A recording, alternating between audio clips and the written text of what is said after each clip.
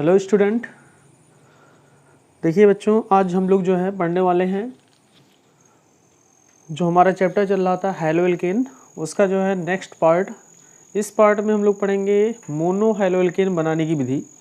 हमने जो है इससे पहले हैलो एल्केन क्या होते हैं उसके बारे में जाना था, और हैलो एल्केन को जो है कितने भागों में बांटा गया है, कितने प्रकार से जो है इनको विभाजित किया गया है, इसके बारे में जान लिया था। इनका जो है नामकरण करने का तरीका भी जान लिया था कि इनका नामकरण कैसे किया जाता है, आईपीएसी नामकरण और सामान्य नाम, दोनों चीज़ें जान ली थी।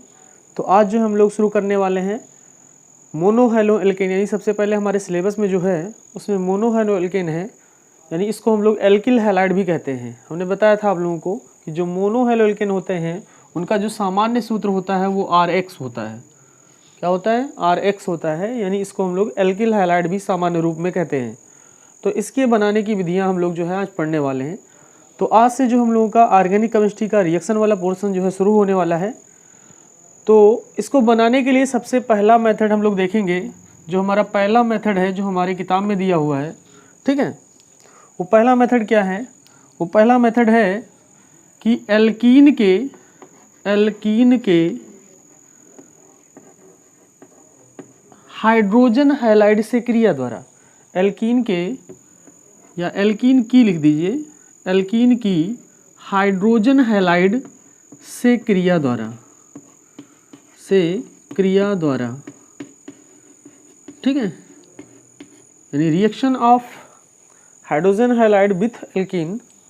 ठीक है, इसके द्वारा जो है हम लोग जो है मोनो हैलो एल्केन को बनाने वाले हैं। तो जब भी आप मोनो हैलो एल्केन बनाएं तो दिमाग में ये रखना है आपको कि हमें इस टाइप का यौगिक बनाना है। कोई भी किस टाइप का यौगिक? RX टाइप का यौगिक बनाना है कोई भी, जहाँ पर R क्या होगा? कोई भी एल्किल ग्रुप CH3 C2H5 वगैरह, और X क्या होगा? कोई भी हैलोजन जैसे fluorine, chlorine, bromine, iodine etcetera. ठीक है तो ये बनाना है। अब हमें किसको लेकर बनाना है? एल्कीन की हाइड्रोजन हैलाइड से क्रिया द्वारा बनाना है। तो चलिएगा, इसमें हम लोग एग्जाम्पल लेते हैं। पहला एल्कीन में हमने ले लिया कोई एल्कीन सिंपल, ये एल्कीन है RCH डबल बॉन्ड CH2। कौन सा एल्कीन है? RCH double bond CH2। यहाँ पर R की जगह पर हम लोग जो है H भी रख सकते हैं, क्योंकि ऑलरेडी इसमें कार्बन उपस्थित है तो भी एल्कीन ही होगा। या R की यहाँ पे हम कोई एल्किल ग्रुप ले लें, मेथिल, एथिल, प्रोपिल, ब्यूटिल, तो भी ये एल्कीन ही होगा। तो हमने एक जो है जनरल फार्मूला ले लिया है एल्कीन का। क्या फार्मूला है? R single bond CH double bond CH2। ठीक है, इसकी क्रिया हमें हाइड्रोजन हैलाइड से करानी है। अब हाइड्रोजन हैलाइड में हम आपको सबसे पहले हाइड्रोजन क्लोराइड लेकर दिखा रहे हैं, यानी हाइड्रोजन की जगह पे हमने क्लोराइड ले लिया। ठीक है, तो ये हो गया हाइड्रोजन हैलाइड में कौन सा हाइड्रोजन हैलाइड? हाइड्रोजन क्लोराइड हो गया। अब इसके साथ क्रिया करेंगे हम। ठीक है, तो आप याद करिए, आप जो है कक्षा 11 में पढ़े होंगे, एक चैप्टर रहा होगा आप लोगों का कार्बनिक अभिक्रियाओं की क्रिया विधि। उस चैप्टर में पढ़े होंगे आप लोग कि किसी भी एल्कीन की अगर हाइड्रोजन हैलाइड से क्रिया कराई जाती है तो वो जो अपक्रिया होती है वो मार्कोनी-काफ नियम के अकॉर्डिंग होती है। ठीक है, यानी योग अपक्रिया होती है, और योग अपक्रियाओं में मार्कोनी-काफ का नियम लगता है।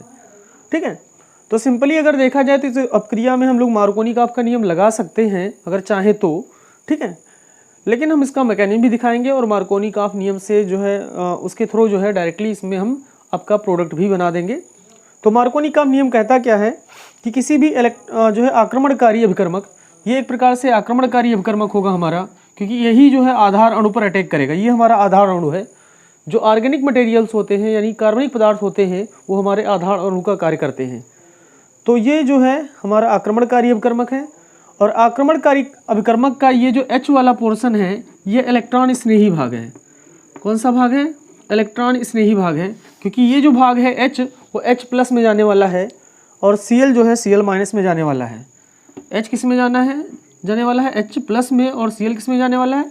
Cl- में। तो जिसके ऊपर इलेक्ट्रॉन की कमी है, जाहिर सी बात है वो इलेक्ट्रॉन को चाहेगा, लब करेगा, प्यार करेगा, यानी इलेक्ट्रॉन को स्नेह करेगा। तो उसको हम लोग इलेक्ट्रॉन स्नेही कहते हैं।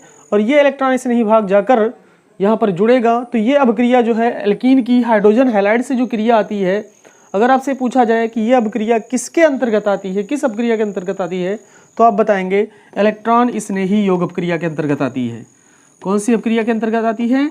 इलेक्ट्रॉन स्नेही योग अपक्रिया के अंतर्गत आती है यह अपक्रिया।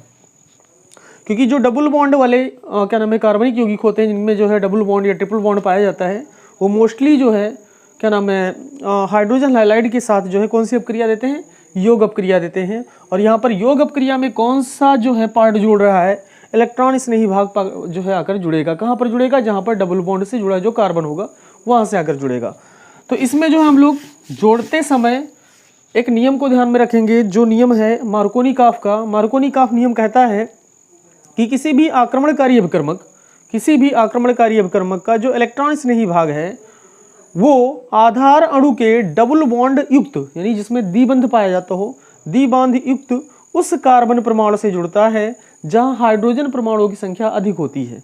तो यहाँ पर देखिए डबल बॉन्ड से जुड़े 2 ही कार्बन हैं और इस जगह पर 2 हाइड्रोजन है और यहाँ पर 1 हाइड्रोजन है। तो मार्कोनी-काफ नियम के अकॉर्डिंग जो है जो इलेक्ट्रॉन स्नेही भाग है वो हो जाएगा यहाँ पर जुड़ेगा और जो नाभिक स्नेही भाग है वो आकर यहाँ जुड़ जाएगा। ठीक है, तो हमारा जो प्रोडक्ट बनेगा वो बन जाएगा RCH और CH पे क्या जुड़ जाएगा, Cl। ठीक है, और यहाँ पर जो डबल बॉन्ड था वो टूट जाएगा और ये हो जाएगा CH2 से CH3। तो ये एक प्रकार से हमारा क्या बन गया, ये हमारा जो है एक प्रकार से क्या बन गया, एल्किल हैलाइड ही बना। क्या बना, एल्किल हैलाइड ही बना। ठीक है, इसमें कोई एग्जांपल ले लेते हैं हम लोग और इस एग्जांपल को करते हैं इस पर। ठीक है, तो एग्जांपल में हमने जो है R की यहाँ पे कोई एल्किल ग्रुप ले लिया, जैसे CH3 ले लिया और CH डबल बॉन्ड CH2। ठीक है, ये हमारा जो कंपाउंड है इसका नाम क्या होगा भाई, ये प्रोपीन है, या इसको 1 प्रोपीन भी कह सकते हैं क्योंकि डबल बॉन्ड जो है पहले कार्बन पर है। तो इसको क्या बोलेंगे हम लोग, प्रोपीन। ये एक प्रकार का एल्कीन है। अब इसकी अगर HCl से क्रिया कराएं तो क्या बनने वाला है, यहाँ पर CH3 रहेगा, यहाँ पर CH और ऊपर क्या जुड़ जाएगा Cl और इधर CH3। ठीक है, ये हमारा क्या हो जाएगा 2-क्लोरोप्रोपेन। क्या नाम हो जाएगा इसका, 2-क्लोरोप्रोपेन। हमने नाम रखने का तरीका आप लोगों को बता दिया है। ठीक है, आप नाम रख सकते हैं। तो क्या नाम बनेगा इसका, 2-क्लोरोप्रोपेन बन जाएगा। अगर नाम रखने में किसी को कोई दिक्कत आ रही है तो पिछला वीडियो इसका जो है जो फर्स्ट पार्ट हमने बनाया हुआ है उसको आप जरूर जाकर देख लें। ठीक है, अगर ना देखें हो, अगर इस चैप्टर को वास्तव में ठीक से पढ़ना चाहते हैं तो आप सारे वीडियो को जो है क्रम वाइज जरूर देखें। ठीक है, तभी आपको एक एक बातें समझ में आएंगी। नहीं तो ऑर्गेनिक केमिस्ट्री वैसे ही इतना जो है एक प्रकार से जटिल पोर्शन माना जाता है केमिस्ट्री का कि अच्छे को जो है इसकी हवा नहीं लगती है। तो इसलिए आपको हवा लगे और हवा वो आनंदित भी करे आपको, इसके लिए आपको सारे पार्ट जो हैं बढ़िया से पढ़ने होंगे, क्रम से पढ़ने होंगे। ठीक है, सीरियल वाइज पढ़ने होंगे। ठीक है, तो कोई भी पार्ट जो है हम जो भी डाल रहे हैं वीडियो के रूप में उसको आप जो है मिस मत करिए। ठीक है, अगर मेरा कहा मानना पसंद करते हैं या मानना चाहते हैं, ठीक है, और कुछ जीवन में आगे करना चाहते हैं ऑर्गेनिक केमिस्ट्री के क्षेत्र में या केमिस्ट्री के क्षेत्र में खासकर, तो जो है जो हम बता रहे हैं उसको जो है ज़रूर आप फॉलो करिए। यकीनन जो है आप लोग कुछ ही दिनों में बहुत अच्छे केमिस्ट्री से जो है केमिस्ट्री के जानकार हो जाएंगे। ठीक है, तो यहाँ पर हमने क्या किया, मार्कोनी-काफ का जो है नियम लगाया और ये हमारा प्रोडक्ट बन गया। ठीक है, लेकिन मार्कोनी-काफ नियम कभी कभी फेल भी हो जाता है, कुछ जगहों पर मार्कोनी-काफ नियम नहीं लागू होता है। इसके लिए हमें जो है इसका मैकेनिज्म समझना होगा और हम मैकेनिज्म के थ्रू जो है ये जान सकते हैं कि मार्कोनी-काफ नियम से पहले कुछ चीज़ें और हैं जो ज़्यादा मायने रखती हैं। ठीक है, तो ये रिएक्शन जो है आप लोग नोट कर लीजिएगा, इसका मैकेनिज्म हम इसी रिएक्शन का मैकेनिज्म नीचे कर दे रहे हैं। ठीक है, तो इसको जो है आप लोग स्क्रीनशॉट ले लीजिए या जो है इसको नोट कर लीजिए। ठीक है, 1 2 3। ठीक है, चलिए ठीक है, इसी रिएक्शन का हम मैकेनिज्म समझाने जा रहे हैं और मैकेनिज्म जो होगा वो मार्कोनी-काफ नियम को ही फॉलो करेगा। बाद में जो मार्कोनी-काफ नियम बताया था उसी के अकॉर्डिंग होगा। ठीक है, तो चलिए देखते हैं मैकेनिज्म इसका। किसी भी ऑर्गेनिक रिएक्शन का यानी कार्बनिक अपक्रिया का मैकेनिज्म उसका जो है सबसे मेन पोर्शन होता है, क्योंकि अगर हम क्रिया विधि जान जाएंगे तो हमें रिएक्शन को रटने की जरूरत फिर नहीं पड़ेगी। ठीक है, और मैकेनिज्म जानना बहुत ज़रूरी है। ठीक है, तो इसको समझने का प्रयास करिएगा, बहुत ही ध्यान से देखिएगा। ठीक है, चलिए देखिए हमारा जो रिएक्शन था वो रिएक्शन हम लोग पहले लिख लेते हैं। रिएक्शन क्या था हमारा, CH3। रिएक्शन में हमने रिएक्टेंट लिया था CH3 CH double bond CH2। इसकी क्रिया कराई थी हमने HCl के साथ। किसके साथ कराई थी भैया, HCl के साथ करवाएं ना। और क्या बना रहा, CH3 CH, यहाँ पर सिंगल बॉन्ड जाएगा, ये डबल बॉन्ड टूटता था और CH3 हो जाता था यहाँ पर और यहाँ पर Cl। ठीक है, नाम क्या था इसका, 2-क्लोरोप्रोपेन था। ठीक है, चलिए इसका मैकेनिज्म देखते हैं कि कैसे ये बन गया हमारा। तो मैकेनिज्म में देखिए क्रिया विधि जिसको बोलते हैं हिंदी में क्रियाविधि में देखिए सबसे पहला पद हमारा ये होता है कि हम जो है इसको तोड़ें, यानी जो इलेक्ट्रॉन स्नेही अभिकर्मक है इसको तोड़ना हमें चाहिए। तो पहले पद में हम लोग जो है HCl को तोड़ते हैं, और आप जानते हैं कि Cl जो होता है बहुत ही ज़्यादा इलेक्ट्रोनिगेटिव एलिमेंट होता है, ठीक है। नहीं जानते हैं तो जान लीजिए, Cl जो है कोई भी हाइड्रोजन X जो है जैसे फ्लोरीन, क्लोरीन, ब्रोमीन, ये सब जो है बहुत ही ज़्यादा इलेक्ट्रोनिगेटिव एलिमेंट होते हैं, यानी हाइड्रोजन के साथ जुड़े होंगे या किसी लेस इलेक्ट्रोनिगेटिव एलिमेंट के साथ जुड़े होंगे तो उससे जो है इलेक्ट्रॉन को क्या करेंगे, ग्रहण कर लेंगे और जो है अपना खुद किस में चले जाएंगे, Cl- में चले जाएंगे, और ये H जो है किस रूप में रह जाएगा, H+। अब यहाँ पर दिख रहा है आपको कि H के ऊपर प्लस आवेश है, यानी प्लस मतलब होता है इलेक्ट्रॉन की कमी है, और जिसके पास इलेक्ट्रॉन की कमी होती है उसको हम लोग बोलते हैं इलेक्ट्रॉन स्नेही। क्या बोलते हैं, इलेक्ट्रॉन स्नेही इसको बोलते हैं। इलेक्ट्रॉन स्नेही को शॉर्ट फॉर्म में हम लोग ऐसे लिख दे रहे हैं।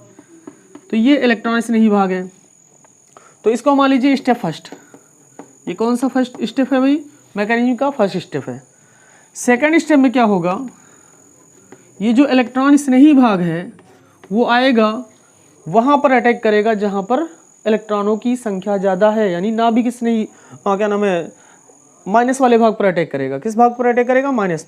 तो कहाँ पर अटैक करता है, सबको पता है आक्रमणकारी अभिकर्मक आता है आधार अणु पर अटैक करता है। किस पर अटैक करता है, आधार अणु पर। तो हमारा आधार अणु क्या था, CH3CH डबल बॉन्ड CH2, ये हमारा आधार अणु है प्रोपीन। सबसे जरूरी बात यहीं पर कंसंट्रेट होइएगा आप लोग। डबल बॉन्ड में आप लोग जानते हैं कि एक सिग्मा और एक पाई बंध होता है, एक सिग्मा एक पाई बंध होता है। मान लीजिए अगर नीचे वाला सिग्मा है ऊपर वाला पाई है, और पाई बंध जो होता है वो पार्श्वीय अध्यव्यापन से बनता है, और पार्श्वीय अध्यव्यापन से बनने वाले जो बंध होते हैं अपेक्षाकृत दुर्बल होते हैं, किसी भी रिएजेंट की उपस्थिति में वो आसानी से टूट सकते हैं। तो अगर ये बंध टूटेगा, मान लीजिए ये पाई बंध है ऊपर वाला, अगर टूटेगा तो दो चांसेस हैं कि या तो इस कार्बन पे इसके इलेक्ट्रॉन चले जाएंगे या तो इस कार्बन पे इलेक्ट्रॉन चले जाएंगे। तो यहाँ पर जब दो संभावनाएं होती हैं कि किधर इसका इलेक्ट्रॉन शिफ्ट होगा, तो इसके लिए आप जो है कार्बोकैटायन, जिसको हिंदी में बोलते हैं कार्बोधनायन, की स्टेबिलिटी आप याद रखिएगा। कार्बोधनायन की स्टेबिलिटी ये होती है कि 3 degree is more stable then 2 degree and 2 degree is more stable then 1 degree. ये 3 डिग्री कार्बोकैटायन यानी 3 डिग्री कार्बोधनायन जो है वो ज़्यादा स्टेबल होता है 2 डिग्री से, और 2 डिग्री जो है वो ज़्यादा स्टेबल होता है 1 डिग्री से। ये बात हमेशा अपने जहन में रखिएगा, अपने दिमाग में रखिएगा। 3 डिग्री किसको कहते हैं, जैसे मान लीजिए ये C है, इधर CH3 वगैरह कुछ भी जुड़ा हुआ है, इधर भी CH3 वगैरह या C2H5 कुछ भी जुड़ा हुआ है, इधर भी CH3 वगैरह जुड़ा हुआ है, और इस पर अगर प्लस आ रहा है तो यहाँ पर देखिए जिस कार्बन पर प्लस है वो कार्बन 3 कार्बन से डायरेक्टली जुड़ा हुआ है, तो इसको हम लोग 3 डिग्री बोलेंगे। अगर इधर जो है H होता, ठीक है, तो यहाँ पर डायरेक्टली जिस पर प्लस है वो 2 कार्बन से जुड़ा है, तो इसका मतलब इसको 2 डिग्री बोलेंगे। अगर यहाँ भी H होता तो डायरेक्टली जिस कार्बन पे प्लस है वो कितने कार्बन से जुड़ा हुआ है, 1 कार्बन से, तो इसको हम लोग 1 डिग्री बोलते हैं। तो देखिए अगर इस इलेक्ट्रॉन की शिफ्टिंग हम इधर से इधर की ओर कराते हैं, ध्यान दीजिएगा, ये बात को आप लोग ध्यान में रखिएगा हमेशा, ठीक है। मार्कोनी का नियम रटिए चाहे ना रटिए, उसको लगाइए चाहे ना लगाइए, मार्कोनी का नियम बाद में आता है, मैकेनिज्म पहले आता है, ठीक है। तो ये चीज़ अगर आपको याद है तो मार्कोनी का नियम अगर भूल भी रहे हैं तो भी रिएक्शन आपके गलत नहीं होने वाले हैं, ठीक है। तो देखिए अगर इलेक्ट्रॉन की शिफ्टिंग यानी इलेक्ट्रॉन को हम जो है ये जो पाई बंध के इलेक्ट्रॉन है इस कार्बन पर अगर भेजेंगे तो इधर आएगा क्या, प्लस आएगा, और इधर क्या आएगा, जाहिर सी बात है माइनस आएगा। लेकिन अगर इलेक्ट्रॉन हम लोग जो है इधर से इधर की ओर भेजेंगे तो इस कार्बन पर प्लस आएगा और इस पर क्या आएगा, माइनस। और इस कार्बन पर प्लस आया तो इसका मतलब ये कौन सा कार्बन है, ये कौन सा कार्बोकैटायन बना, क्योंकि कार्बन पर धनावेश आ गया, और जिस यौगिक में कार्बन पर धनावेश आते हैं उसको हम लोग कार्बोधनायन बोलते हैं। तो अभी हमने बताया था कि जिस कार्बन पर धनावेश है वो डायरेक्टली अब एक कार्बन से जुड़ा है, तो ये क्या हो जाएगा, 1 डिग्री हो जाएगा जब इलेक्ट्रॉन की शिफ्टिंग हम इधर से इधर की ओर कराएंगे, यानी इस पर प्लस जाएगा। लेकिन अगर इलेक्ट्रॉन की शिफ्टिंग हम लोग जो है इधर से इधर की ओर करा दें तो प्लस जाएगा इस पर, और जब प्लस इस पर जाएगा तो ये एक प्रकार से कौन सा कार्बोकैटायन हो गया भाई, सेकेंडरी कार्बोकैटायन हो गया। कौन सा कार्बोकैटायन हो गया, सेकेंडरी कार्बोकैटायन हो गया, यानी सेकेंडरी जिसको हम लोग द्वितीयक भी बोलते हैं हिंदी में, द्वितीयक कार्बोधनायन है। और स्टेबिलिटी का क्रम आप लोग ध्यान में रखिएगा। तो ये द्वितीयक बन गया, और इधर से इधर करवा रहे थे हम लोग, इधर से इधर करवा रहे थे तो कौन सा बन रहा था, प्राइमरी बन रहा था, क्योंकि इस पर जब प्लस इस पर जो है प्लस आ रहा था। तो कौन सा स्टेबल होता है, 2 डिग्री वाला। तो हम लोग जो है इलेक्ट्रॉनों का स्थानांतरण किधर से किधर की ओर करवाएंगे, इधर से इधर की ओर ही करवाएंगे, ताकि इस पर प्लस आए। किस पर प्लस आए, इस पर। अब इसका हम लोग नाम लिख सकते हैं, तो इस पर अगर करवाएंगे हम, ठीक है, तो क्या बनेगा भाई, चलो सीधा सीधा लिख रहे हैं, ये चीज़ आप लोग नोट रखिएगा, अपने दिमाग में नोट रखिएगा भाई, बार बार बता रहे हैं इसको, बहुत ही ज़रूरी चीज़ है ये, ठीक है। तो क्या बनेगा फिर बन जाएगा CH3, और जब इसको यहाँ पर ना दिखाइए, जब इधर से इधर जाएगा तो CH3 CH के ऊपर क्या जाएगा प्लस, और यहाँ पर सिंगल बॉन्ड रह जाएगा, और CH2 और इसके ऊपर जाएगा माइनस। अब C के ऊपर माइनस ज़्यादा स्टेबल माना नहीं जाता है, C के ऊपर प्लस ज़्यादा स्टेबल माना जाता है, इसलिए इसका नाम जो पड़ेगा, ठीक है, यह नाम पढ़ने की जरूरत क्या है, यहाँ पर आप ये जो बंध का ब्रेक हो रहा है, वो बंध ब्रेक किसके कारण हो रहा है, ये जो इलेक्ट्रॉन्स नहीं वो इस पर अटैक करेगा तभी ब्रेक होगा। तो यहाँ पर H+ लिख दीजिए, और H+ आएगा कहाँ पर जुड़ जाएगा, इस CH2 से जुड़ जाएगा, और क्या बन जाएगा भाई, ये CH3 बन जाएगा, ठीक है, क्या बन जाएगा, CH3 बन जाएगा। अब ये एक प्रकार का कैसे कार्बोकैटायन है, सेकेंडरी कार्बोधनायन है। कार्बोकैटायन, कैटायन मतलब होता है धनायन, यानी सेकेंडरी कार्बोधनायन है, जो कि ज़्यादा स्टेबल है प्राइमरी वाले से। अब एक स्टेप लास्ट में और करना है हमें, थर्ड स्टेप में क्या करना है, जो हमारा प्रोडक्ट वहाँ जो है इंटरमीडिएट प्राप्त हुआ है, प्रोडक्ट तो नहीं बोलेंगे उसको हम लोग, माध्यमिक उत्पाद बोलेंगे, क्योंकि वो अनस्टेबल है, वो जाकर आयन के रूप में कोई भी उत्पाद हमारा होगा नहीं, तो वो जो है जाकर कोई अणु बनाएगा या यौगिक बनाएगा, वही हमारा उत्पाद होगा। तो जहाँ से हम लोग सेकंड स्टेप समाप्त करेंगे वहीं से शुरू करेंगे फिर। तो CH3 CH के ऊपर प्लस था, CH के ऊपर प्लस था, और CH3 इधर है, और हमारे पास अब क्या बचा जोड़ना, हम H+ को 2 जोड़ ही चुके, यानी इलेक्ट्रॉन स्नेही पार्ट जुड़ चुका है पहले, इसलिए ये इलेक्ट्रॉन स्नेही में जाएगा। अब हमें इसको Cl- को जोड़ना है, तो प्लस Cl-। अब Cl- कहाँ पर जुड़ेगा, जाहिर सी बात है यहाँ प्लस है तो यहीं आकर जुड़ेगा, ठीक है, साफ साफ इसको प्लस लिखा दीजिए, नहीं तो ये गुस्सा ही जाइए, ठीक है, क्योंकि हम भैया सेकेंडरी हुई बहुत मजबूत हन, बहुत स्टेबल हन, जब आप प्लस ना लगाओ ठीक से, ठीक है, तो गुस्सा जाएगा। तो अब लाइए इस Cl को कहाँ पर जोड़ दीजिए, यहाँ पर, तो क्या बन जाएगा CH3 CH, और CH के साथ क्या जुड़ा, Cl जुड़ा, फिर इधर क्या CH3, यानी यही तो हमारा उत्पाद प्राप्त हुआ था यहाँ पर। तो इस तरह से हमारा क्या हो गया, 2-क्लोरोप्रोपेन प्राप्त हो चुका है, 2-क्लोरोप्रोपेन प्राप्त हो चुका है, ठीक है। तो अगर थोड़ा सा मैकेनिज्म आप जानते हैं, थोड़ा सा स्टेबिलिटी का क्रम जानते हैं कि कौन सा ज़्यादा स्टेबल होता है कार्बोधनायन, ठीक है, सेकेंडरी की टर्सरी की जो है प्राइमरी, तो आपको मार्कोनी-काफ नियम रटने की जरूरत ही नहीं है, मार्कोनी-काफ याद रहे चाहे नहीं याद रहे, आपका ये हो जाएगा, ठीक है। तो बहुत ही अच्छे से आप लोगों को हो सकता है, कोई दिक्कत होगी तो बताइएगा आप लोग जो है कमेंट बॉक्स में कि कहाँ पर दिक्कत हुई है, और उसको मैं जो है स्पष्ट करने का प्रयास करूँगा अपनी तरफ से, ठीक है। फिलहाल हमने पूरी कोशिश की है आप लोगों को समझाने की, अगर कहीं पर कोई दिक्कत होगी तो ज़रूर बताइएगा। चलिए इसी में कुछ टॉपिक और देख लेते हैं हम लोग, ठीक है, नोट कर लीजिएगा आप लोग इसको, इस मैकेनिज्म को, ठीक है, बहुत ही आसान सा है, थोड़ा सा ध्यान दीजिएगा, कुछ है नहीं इसमें, या आप सिंपली करना चाहेंगे, ज़्यादा डिटेल आप नहीं जानना चाहते हैं तो कोई बात नहीं, फिर मार्कोनी-काफ नियम को रट्टा मारो कि भैया क्या नाम है, जहाँ पर क्या नाम है इलेक्ट्रॉन आक्रमणकारी अवक्रमक का इलेक्ट्रॉन स्नेही भाग वहाँ जोड़िए आधार अणु के, जहाँ पर हाइड्रोजन परमाणु की संख्या अधिक है तो वहाँ पर उसको जोड़ दिए, बगल वाले पर उसको जोड़ दिए, ठीक है, काम हो गया हमारा। लेकिन अगर आप बेसिक को समझना चाहते हैं, आगे बढ़ना चाहते हैं, तो मैकेनिज्म याद रखना बहुत ज़रूरी है, ठीक है। चलिए ठीक, अब इसी रिएक्शन को ध्यान दीजिएगा, अगर HCl की उपस्थिति में ना कराएं, हम HBr ले लें, यहाँ पर क्या ले लें, HBr ले लें, ठीक है, तो और HBr ले लें, और जो है उत्प्रेरक के रूप में अगर हम ले लें यहाँ पर कोई पराक्साइड, क्या ले लें, कोई पराक्साइड उत्प्रेरक के रूप में। भाई पराक्साइड में जनरली हम लोग जो है बेंजिल पराक्साइड लेते हैं, जिसका सूत्र होता है C6H5CO का होल टॉयस O2, ये होता है बेंजिल पेरोक्साइड का सूत्र। इसका अगर स्ट्रक्चर बनाना चाहें तो स्ट्रक्चर इस प्रकार से हो जाएगा, ठीक है, CO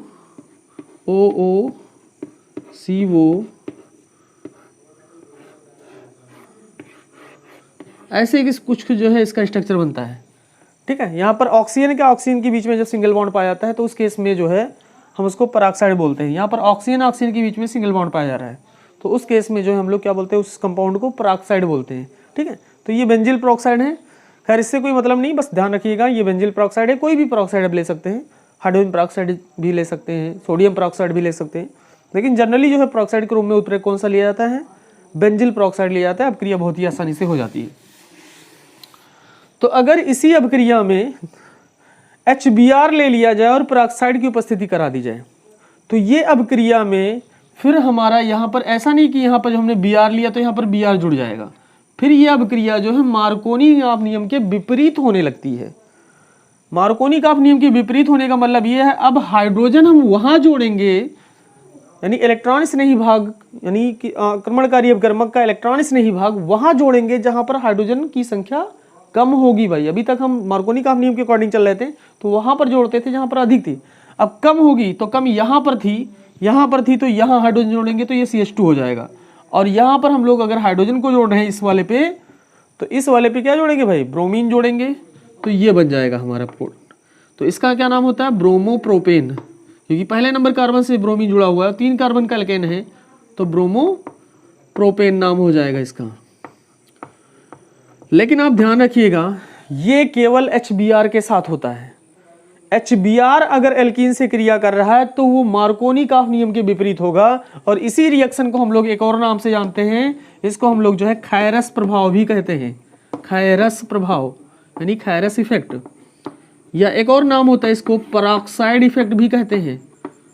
पेरोक्साइड इफेक्ट भी कहते हैं इसी अपक्रिया को, पेरोक्साइड इफेक्ट। ठीक है, तो ये ध्यान रखिएगा, इसको जो है खायरस इफेक्ट या पेरोक्साइड इफेक्ट कहते हैं कि जब एल्कीन की क्रिया HBr के साथ, केवल HBr के साथ भाई, और HCl के साथ, HI के साथ, HF के साथ करवाया जाता है तो वो नहीं होगा, तब नहीं होगा ऐसा।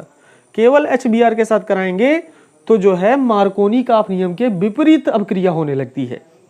अब ऐसा होता क्यों है, इसका रीजन ये है कि जब HBr के साथ क्रिया कराते हैं तो ये अपक्रिया, जैसे अभी हमने बताया था कि जो एल्कीन की जो है हाइड्रोजन हैलाइड से क्रिया होती है वो इलेक्ट्रोफिलिक सब्स्टिट्यूशन होता है, मतलब इलेक्ट्रॉन स्नेही जो है क्या नाम है, एडिशन होता है, इलेक्ट्रॉन स्नेही एडिशन होता है। ठीक है, योग अपक्रिया होती है। लेकिन यहाँ पर जो अपक्रिया होने लगेगी वो इलेक्ट्रॉन स्नेही योग अपक्रिया ना होकर जो है मुक्त मूलक योग अपक्रिया होती है। यहाँ पर क्या होती है, मुक्त मूलक योग अपक्रिया, यानी फ्री रेडिकल बनते हैं। ये भी आप कक्षा 11 में पढ़े होंगे। ठीक है, कि इलेक्ट्रॉनों का विदलन 2 प्रकार से होता है, एक संविदलन एक विषम विदलन। संविदलन में मुक्त मूलक बनते हैं और विषम विदलन में आयन बनते हैं। तो यहाँ पर क्या होता है भाई, इलेक्ट्रॉन जो है आधे इस पे चले जाते हैं, एक बंध में 2 इलेक्ट्रॉन होते हैं, तो दोनों इलेक्ट्रॉन में से एक इलेक्ट्रॉन यहाँ चले जाएंगे और यहाँ एक इलेक्ट्रॉन यहाँ चले जाएंगे, तो यहाँ भी एक इलेक्ट्रॉन रह जाएगा, एक इलेक्ट्रॉन यहाँ भी रहेगा, यानी अब यहाँ पर किसी पर माइनस प्लस नहीं आएगा क्योंकि अपने अपने इलेक्ट्रॉन लेकर वो अलग हो गए हैं। अब देखिए इसमें भी अगर मुक्त मूलक बने तो जाहिर सी बात है यहाँ पर भी मुक्त मूलक बनेंगे। ये Br मूलक के रूप में जाएगा, H मूलक के रूप में जाएगा, और Br और H मूलक के रूप में जाएगा तो प्रोबेबिलिटी ज़्यादा बनती है कि जो Br होगा वो किनारे कार्बन से अटैक करेगा, यानी किनारे के कार्बन पर जुड़ेगा। ठीक है, Br किससे जुड़ेगा, इससे जुड़ेगा, तो जब इससे जुड़ेगा तो क्या बनाएगा, CH2Br बनाएगा, और H कहाँ पर जुड़ जाएगा, इसके साथ जुड़ जाएगा। तो ये प्रोसेस होता है कि जब हम HBr के साथ क्रिया कराते हैं पेरोक्साइड की उपस्थिति में तो वो अपक्रिया इलेक्ट्रॉन स्नेही योग अपक्रिया ना होकर मुक्त मूलक योग अपक्रिया होती है, इसीलिए वो अपक्रिया जो है मार्कोनी-काफ नियम के विपरीत होने लगती है। और इस अपक्रिया को हम लोग क्या बोलते हैं, खायरस प्रभाव या पेरोक्साइड प्रभाव भी कहते हैं। ठीक है, या एंटी मार्कोनी-काफ भी कह सकते हैं, यानी प्रति मार्कोनी-काफ नियम भी कह सकते हैं। लेकिन ये केस केवल किसके साथ होता है, जब HBr हो, ठीक है, और पेरोक्साइड हो, तभी ये केस होगा। अदरवाइज अगर हम यहाँ पर HCl लेते हैं, HI लेते हैं, HF लेते हैं, भले पेरोक्साइड हो तब भी मार्कोनी-काफ नियम ही